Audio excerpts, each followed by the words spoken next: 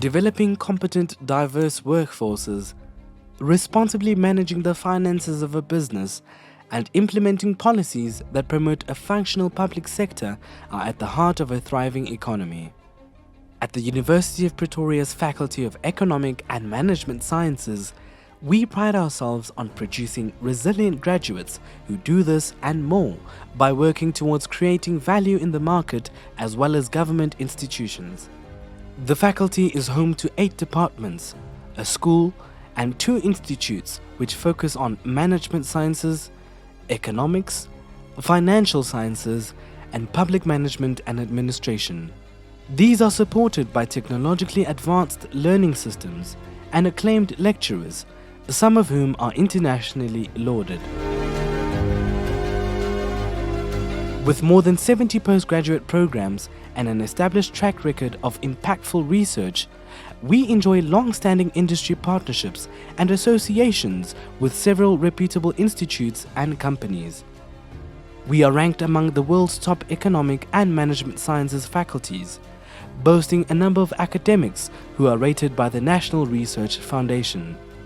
Our reputation has been further cemented by our successful alumni, who are employed in top positions in government and companies, with many running successful enterprises across the globe. At UP's Faculty of Economic and Management Sciences, we develop innovative, responsible leaders who create value and make an impact on society.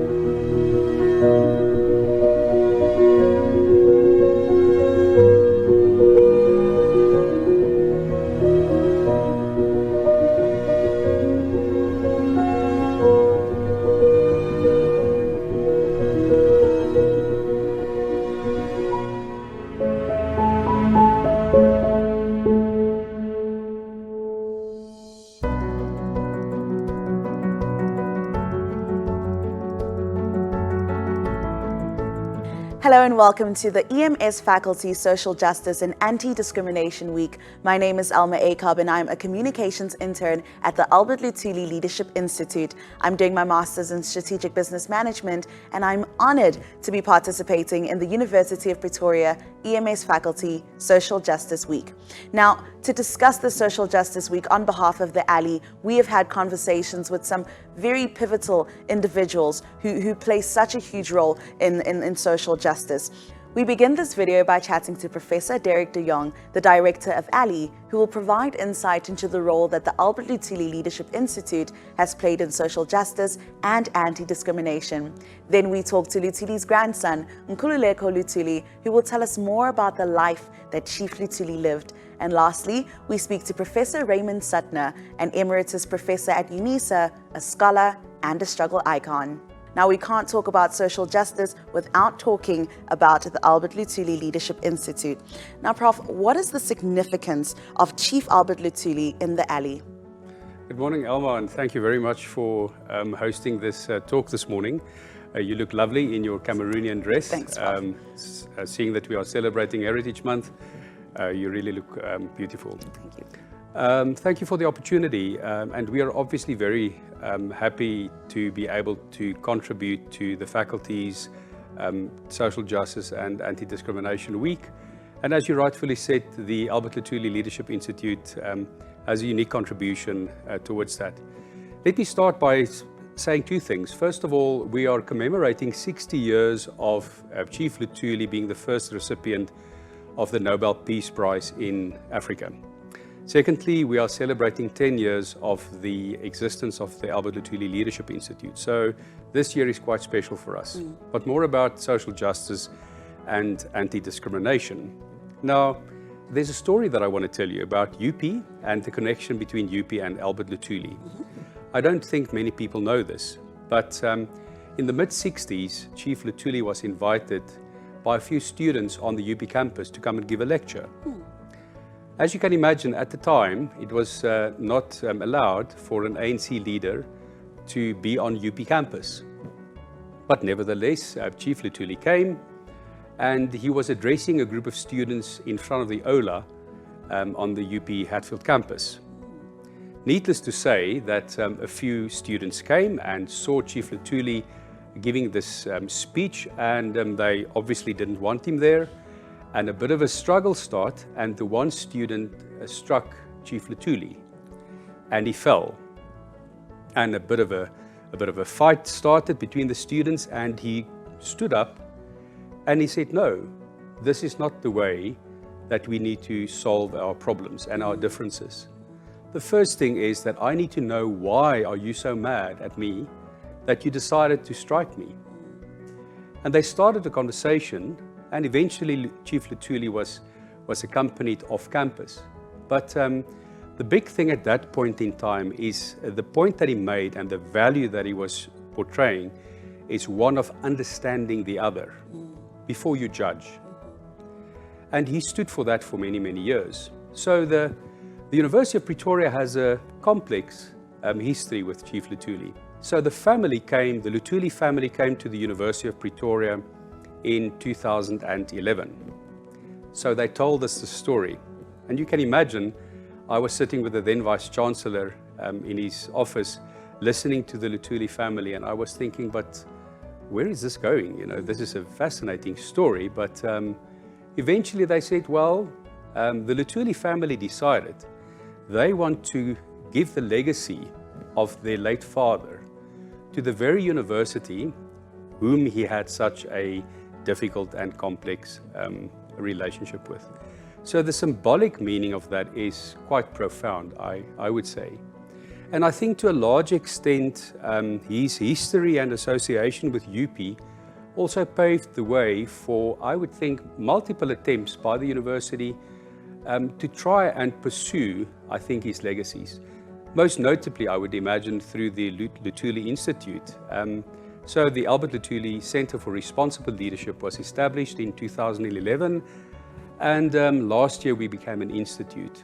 So the vision of the institute is closely aligned with what Lutuli stood for. In other words, peace and justice, and also anti-discrimination. So we would like to reimagine leadership, and that is what our vision is. We would like to also, through our scholarly endeavors, try to understand and develop leaders that are in support of a just society, a just environment, and a just economy. Thanks for that, Prof. I think you mentioned how Chief Lutuli embodies understanding one another, but another thing that he embodies is the ability to be peaceful, and what he stands for, which is peaceful protest. So how can we best embody what Lutuli, his legacy today? So the Albert Lutuli Leadership Institute, or ALI, as we refer to it, being an institute that has a mandate within the university to do research, to obviously do teaching and learning and broader advocacy, needs to pursue along that road in terms of also supporting his legacy and what he stood for. What do I mean with that? So if you look at our undergrad offerings as an institute, in the BCom faculty, EMS faculty, and also at an honors level, a lot of the narrative within the curriculum relates to elements of justice, whether it's social or environmental justice. So we try to inculcate amongst our students an understanding of the world, but also an understanding of how they view the world. Because as Lutuli rightfully said back in the middle 60s, you first need to understand the other party and where they come from before you can judge. And that is a massive task on our shoulders, and specifically for young people today. So at the Institute, we offer 2 master's degree programs, one in responsible leadership and one in development practice. Both these master degree programs try to once again pursue Chief Lutuli's legacies. The Responsible Leadership M program is where we equip leaders with the responsibility that they each have to take in terms of their role in society. The M in Development Practice is a multidisciplinary degree program that is based on the 17 Sustainable Development Goals, but more specifically the role of leadership in implementing these 17 goals. Now, more specifically, if you would look at the 17 goals, Goal 5, gender, and Goal 10, inequality, speaks to the issues of inequality, social justice, and anti-discrimination. So, needless to say once again that build in our master's degree program, elements of justice and anti-discrimination feature as well. And before I forget, we were quite successful a few years ago before COVID came, that we had the opportunity to address all first-year BCom students. I can't recall whether you were one of them in the audience, but it was in the Ola, where we introduced the 17 SDGs to first-year 18-year-old students, where we basically said, although you study business, what is more important is for you to also understand the role of business in society. You can still do business, you can still do very good business, but you can do it in such a way that society also benefits at the end of the day. Then we're busy with a very interesting new master's degree program where we will be looking into the broader responsibility of the accounting profession in protecting public interest. Now, it is rare that you would find such a critical view on the accounting profession, but the accounting profession plays a very, very important role in broader society, specifically also in advancing justice. So you would say, but what has accountants, CAs, and so on have to do with social justice and environmental justice? They have a big role to play because they are custodians of the interests of broader society, very important custodians as well. Our PhD program and our students and graduates have over the past couple of years also focused on trying to expand the theory of leadership, but within the context of bigger wicked problems, societal problems like, gender inequality, discrimination, justice, and so forth. So we're very proud of every single PhD graduate of the Institute who's made a significant contribution to that. Our advocacy, we engage at professional bodies and multiple other levels, once again with a central narrative, and that is to pursue justice for society, the environment, and the economy. And that will remain our raison d'etre, if you want to put it in that way, for the future. Thank you so much for that, Prof. I think one thing is certain, that the world is ever changing, but at the forefront of this change is young people. And to hear what the Institute is doing, having an impact on the minds of young people in regards to social justice and anti-discrimination, all the way to the working force, is really encouraging to know. So as this comes to a close, Prof, is there anything else that you would like to say? So yes, you talk about the youth and about young people. So we have to become acutely aware, and I want to emphasize that, acutely aware of the injustices in society. We have to reflect on that. Young people have to reflect on that. But more important is every person needs to take responsibility. So it's up to you and I, it's up to every person in South Africa, for that matter, to say, how can I make a difference in society? What is my responsibility? Let's not try and blame others. Let's try and blame ourselves for a lack of trying or a lack of setting an example. A colleague of mine, Professor Willem Fourie, went on an epic journey a few years ago. He took a train all the way from Johannesburg to Dar es Salaam. That took him 2 weeks. And he spoke to people along the way, on trains, in small communities. At one point, the train broke down and they were stuck for a few days on the way to Dar es Salaam.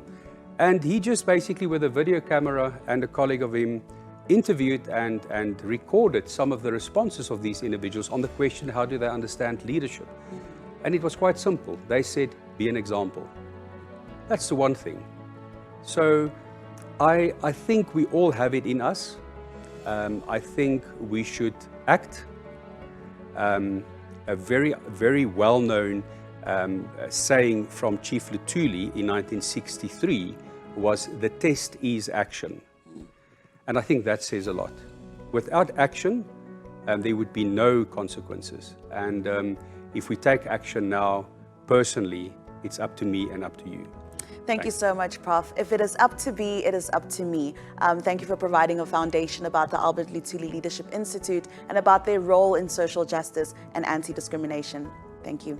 Thank you, Elma. Welcome to our second conversation for the Social Justice and Anti-Discrimination Week for the EMS faculty here at the University of Pretoria. Today we're talking to Kululeko Lutuli, a grandson of Chief Lutuli. Welcome. It is great to have you here, and it is an honor having this conversation with you. Thank you. Thank you for having me. Awesome. So please, could you start off by telling us a little bit about yourself, sir? My name is Kululeko Lutuli, as you've just mentioned. I am the grandson of the late Chief Albert Lutuli, born from his youngest son. I am a self-employed person who works primarily in the food and agricultural space, and just a loving South African. Awesome. Great. Love to hear it. So as we speak about your grandfather, Chief Lutuli, because when we speak about social justice, we can't leave out Chief Albert Lutuli. What would you say your grandfather stood for? I think above all, he stood for equality. In his Christian belief, I think he saw everybody equal before the eyes of the Lord.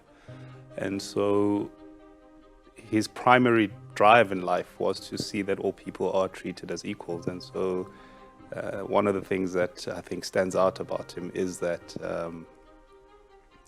his passion in life was just to see everybody treated as equals before the eyes of the Lord. And so many years later, do you believe his impact is still visible today, or have we steered far off the path? I believe it's still visible. Of course, the world that he lived in is much, much different to the world that we live in now. And it's easy sometimes to look at the world we live in and all its negatives, not that there weren't negatives back then, and to think that that work is eroded. But I always think that you always need a kind of a North Star or something to point towards to remind us that there are alternatives, and therefore the impact that he had in serving people and serving humanity is still a reference point that we can use today and in years to come. You speak about how the world has changed, and I mean, we can speak about social justice specifically, and the world today of social justice looks very different to the social justice from 25 plus years ago. Would you agree with this? And if so, why has this changed? Yeah, it's a tough question. And I think, yes, it has changed. There's no doubt that 25 years ago, or even beyond that, the world in social justice in particular was very different. The world we live in now has got different parameters. It's got different ways of looking at outputs and how we treat each other as human beings. I wouldn't say it was simpler back then, but certainly there was perhaps a more conscious form of social justice. Communities were more closely integrated. We've just spent the last almost 2 years not seeing people. And that in itself will, in one way or the other, lead to how we communicate and interact as people. So yes, it has changed, but I don't think that the basics or the core that drives social justice, in other words, respect for one another, treating people with kindness and understanding that we are all different people, and therefore understanding in itself, i.e. listening to where other people come from, is still as important today as it was back then. Earlier on, you spoke about Chief Lutuli and how much he held equality in such a high regard, and it's something that we're still struggling with today. So how can we implement what we have learned from Chief Lutuli in our everyday today? I would like to think it's just being common, decent human beings. I don't think there's anything special that he went out of his way to try and be. Perhaps he was driven by his faith, which not perhaps it's a well-documented fact that he was driven by his faith, and so we don't need to reinvent the wheel.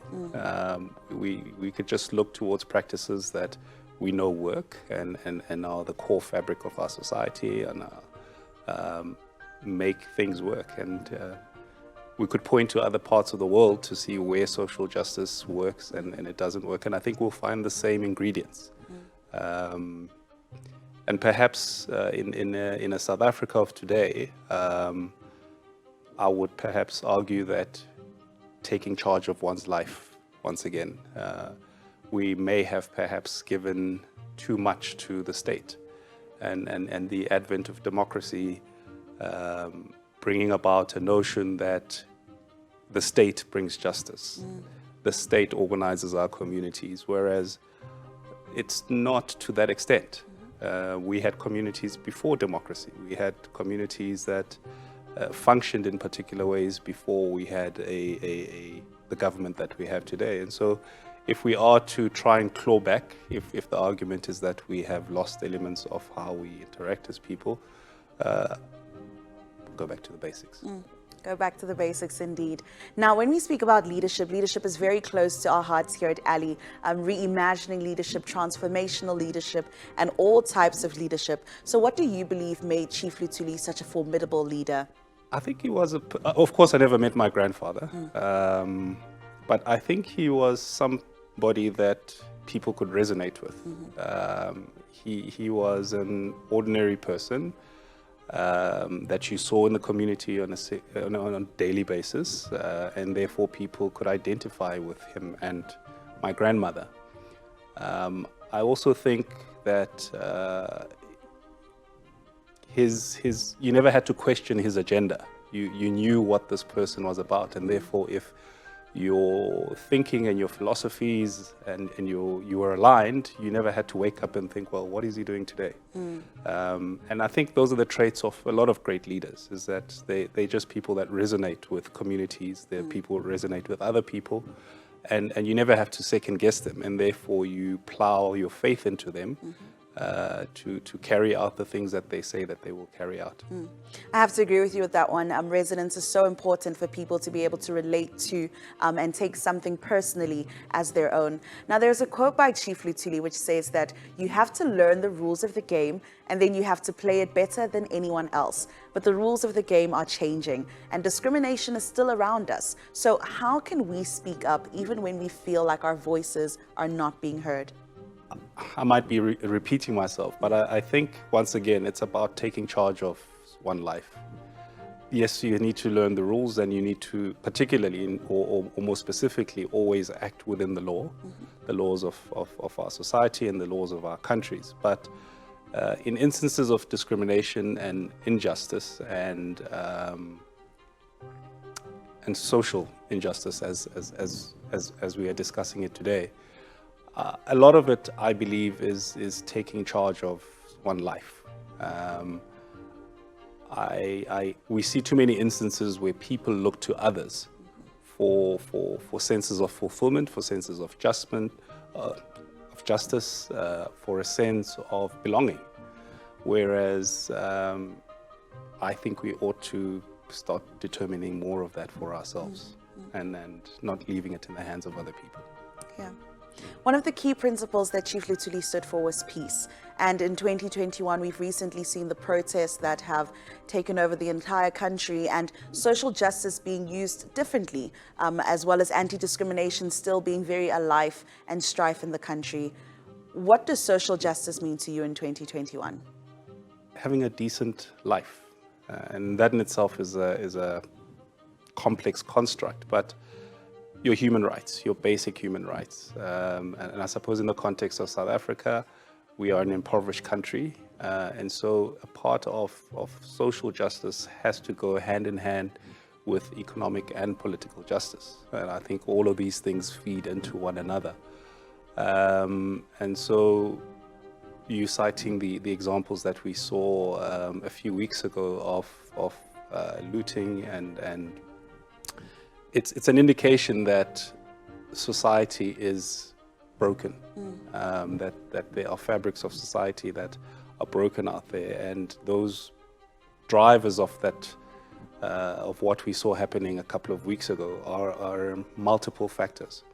And so social justice in its broadest context is made up of people having a decent living, people having homes, people having schooling, healthcare, and even if some of these things may not be in their perfect sense, the idea that they are there, they are accessible. It might take me a queue of 4 hours, but I will eventually get there.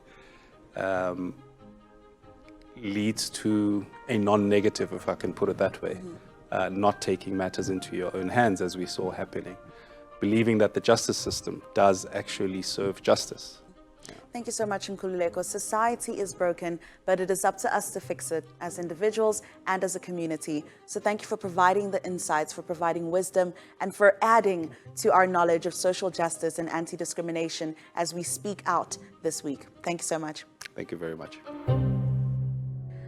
Welcome, Prof. Suttner. It is so great to have you here in this conversation about social justice and anti-discrimination. For those who don't know, Prof. Suttner is a scholar, a struggle icon, and an emeritus professor at UNISA, just to name a few. So, Prof. Suttner, it's great, like I said, to have you here. And we want to get straight into the conversation by asking you, what does social justice mean to you? Sure. Thank you for asking me. What I said to you before the interview is I'm not sure that Chief Luli used the words social justice. I've got all his speeches and I can Google. I didn't think that you were going to be so specific. But the thing is that I see Chief Luli as an inspiration who I hope will guide today's young people who need exemplary figures. And his sense of justice was exemplary, but in a number of ways, which I think I should outline as they have bearing to the present. One of these is you can't have social justice unless you have peace. And the Chief Luli won the Nobel Peace Prize, and he was committed to nonviolence. He came to accept armed struggle, but he accepted armed struggle as a very limited exception to the need for peace and nonviolence. Now, I think it's very important to understand that we can't talk about human rights, we can't talk about social justice, we can't talk about any of these things if we are violent towards one another, if we abuse women, if we if men in a pub hit someone who's looking at them. Because I remember as a young kid how someone would say to me, "Why are you looking like that?" You see, and people in South Africa are very aggressive. And I think what we learn from Chief Luli is that he was a person who was both strong and gentle. There's a beautiful picture of him, photographed with him holding a little puppy under his chin. And in some ways, that picture exemplifies what I have come to respect in Luli as a human being. Now, to be more explicit in relation to South Africa today, one of the ways in which we have conflict and we don't have social justice is in the relationship between different peoples in this country. Now, Chief Luli inhabited a number of different worlds. He was a Christian. He was a chief, most of whose counselors did not believe in Christianity. And he was very close to people. He was a leader of the ANC, but he was very close to people who are not in the ANC. like Alan Paton, the leader of the Liberal Party, and Moses Kotane, a very famous communist. Now, what I think is important about Luli is that he didn't, although his Christianity was the center of his life, he didn't treat it as standing in a hierarchical relationship to other belief systems. He would say to his children, listen to the Amabeshu, the non-Christian believers. You learn from them. They've got a lot of wisdom to teach you. So he was very respectful to a range of belief systems. And unless you are respectful of other human beings in South Africa and people who pursue other routes to social justice, what they see as social justice, unless you listen carefully, you are not going to be able to be a bearer of the message of social justice. Yeah. So that is what I would say by way of introduction on Luli, that on the one hand, he lived peace and non-violence. Although he was not a pacifist, he did believe, you come and steal my chickens, you'll see that I will resist with force. But he recognized that you can't have any human rights if people are hitting one another and things like that. So I think his message of peace is at the center of any message on social justice. Yeah. And in South Africa, there's a tendency to see non-violence as something for sissies, not real men, who use their fists. As you stated, Prof. Suttner, Chief Luli was indeed the first African to be honored with the Nobel Peace Prize because we know of his approach to social justice and how peaceful it was. But today we see a different kind of social justice. Is peaceful protest still applicable, or is it just a thing of the past? Well, I don't think it's a thing of the past. I think that not just in protest, but in our lives in general, violence is ever present, whether between men and women, or men and gay and lesbian and intersexed women and men are come under attack in this country. But also people come under attack, not just in the political or protest fields, but for voicing certain opinions that some people consider outrageous.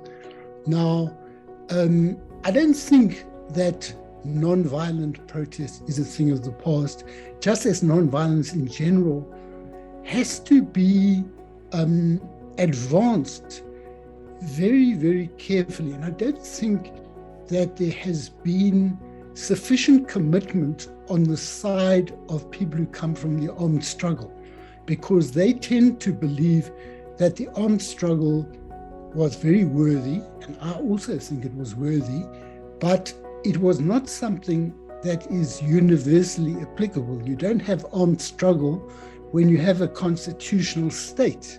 You don't use violence to batter opponents when it is not in self-defense.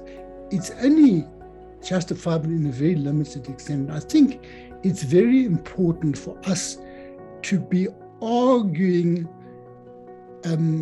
for why that principle is important before we can expect people to abandon violence. And it's unfortunate that not only people from the armed struggle, but people in the Fees Must Fall protest and a number of others use violence, like the burning of libraries and things like that, and attacking other people. So what it means for those of us who do consider nonviolence important as a foundation for social justice is that we must preach our message more thoroughly and more convincingly. And the basis on which I see it being necessary is to argue that violence is never a principle, but nonviolence is a principle from which there can be only limited departures in self-defense and a range of things like that. Now, Prof. Suttner, there's a quote by Chief Luli which says, you have to learn the rules of the game and then you have to play it better than anyone else. but the rules of the game are ever changing and discrimination is still around us. So how can we speak up even when we feel like our voices are not being heard? It's important what you're saying. I don't know that quote of Chief Luli that you've just had. I never heard him. I never read it, but I'm not doubting that he did say it.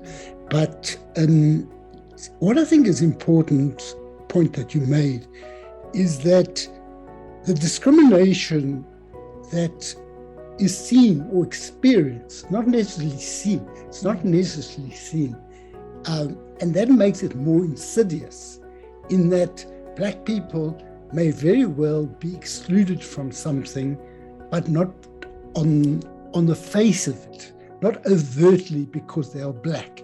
Women, and women know this very well, are written out of certain discourses and discounted by virtue of the way they choose to express themselves. And much of feminist writing is a claim to use a discourse that is not purely based on rationality, but combines rationality and emotion. And from the ancient Greeks, there was a binary between rationality and emotions. Emotions were supposed to be inferior, and that was the realm of women. And I think one of the problems that we have at the present is that people may be very learned about revolutions and democracy and all these things, but they haven't made it part of their emotions and their passions. So consequently, when they are callous, when they see someone suffering, they are indifferent. Now, that's why I'm saying we actually need to recognize that some of the voices we are not hearing because they are written out as being that's emotional and so forth. Whereas I believe that's important part of the discourse that we must have. And what were some of the decisions or actions made by Luli that you believe changed the whole trajectory of the social justice movement? I'm trying to think. See, then I think we mustn't exaggerate what Chief Luli did. What I think I would see a very key moment being when he decided, when they wanted to depose him, and he made this famous statement, looking into the future. And he also, when they wanted to depose him, they didn't want him to consult with the community that he represented in all of this. He was outraged by this because he wasn't made chief by the government, but he was an elected chief. So when he made that decision, he looked into the future and he could see the possibility of flogging, death, and a whole lot of other things. And he nevertheless said, the road to freedom is via the cross. In other words, you must be prepared to take that route because it is right. But what's interesting is that when he was in the process of being deposed, he didn't only consult his community, also consulted the church. And the church is quite separate from institution and from the chiefdom. However, he didn't see them as separate in his life. So that would be one key thing that he showed as a leader of the ANC, that he was prepared to suffer if necessary for his beliefs. He wasn't the first, he wasn't the last, and I wouldn't say that changed the whole trajectory. But that to me is a very key part of Luli's life. Others that are not published, that are not made much of. For example, we think that corruption has happened today because there's much more money around. Now, Chief Luli had the option of being corrupt because he had criminal jurisdiction as a chief. A lot of chiefs didn't have it, but he had it. And the government actually expected him to augment his salary by imposing fines. Now, he refused to do that. And some people tried to bribe him to decide land disputes in their favor by moving the boundary a little bit. So he had the opportunity to be corrupt. But what Luli came across as a leader at the time, I don't say it changed the trajectory, but today we know it's exceptional. He was a man of great integrity. Also, I think Luli lived his life in a way that was a precursor of the importance that we now place on gender equality. Because Luli, in his marriage, there was no doubt about the equality of Mabengu, his wife, Nokukanya, mother of vision, Nokukanya Mabengu, and Luli. There was no doubt about the equality. And he would read all his speeches to her before he gave them. And one of the daughters, Albertina, remarks that after Mabengu commented, he had confidence to go and do it. Now, what I found interesting about that, as a leader, he was not afraid of his children understanding that he had some vulnerabilities. So these are qualities that you do not always associate with being strong. He was both strong and vulnerable. And he was not afraid to reveal these qualities and for his children to observe them. What does social justice mean to you?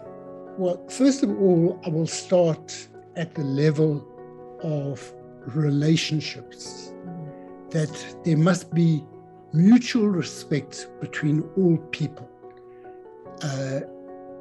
Without that, if you don't start on the small scale, you cannot have social justice on the large scale. So I believe that it's very important to build relationships of caring.